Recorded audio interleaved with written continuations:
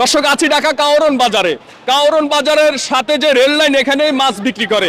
এখানে যে ইলিশগুলো দেখতেছেন, এই সবগুলা ইলিশ 1200 টাকা বিক্রি করে দিবে। ভাই এখানে কয় কেজি হবে মিনিমাম? 2.5 কেজি মাছ হবে নাকি?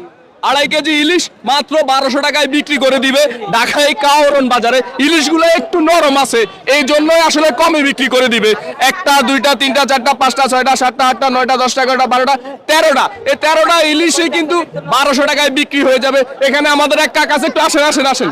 এটা কইতাছেন এটা তো ভালো ইলিশ না, এটা নষ্ট ইলিশটা বিক্রি করতেছে। আচ্ছা আচ্ছা, তখন এর 2 কেজি 3 কেজি তো আর 1100 টাকা দিব না না না না, এটা তো মাছের দাম তো অনেক। আচ্ছা। কারণ এটা ইয়া দেখা দূষিত দেখা এটা বিক্রি করতে। আচ্ছা আচ্ছা, একটু নিয়ম দেখা, একটু নিয়ম একদম দেখা। টাটকা না। না, এটা কি টাটকা জিনিস নেই? আচ্ছা, আচ্ছা। আপনি তো দেখতেছেন, কারণ আপনিও তো দেখতেছেন যে এটি টাটকা না। আচ্ছা আচ্ছা, আচ্ছা আমি সেটাই বলছি দর্শকদেরকে, একটু নরম, এই জন্যই কমে বিক্রি করে দিচ্ছি। না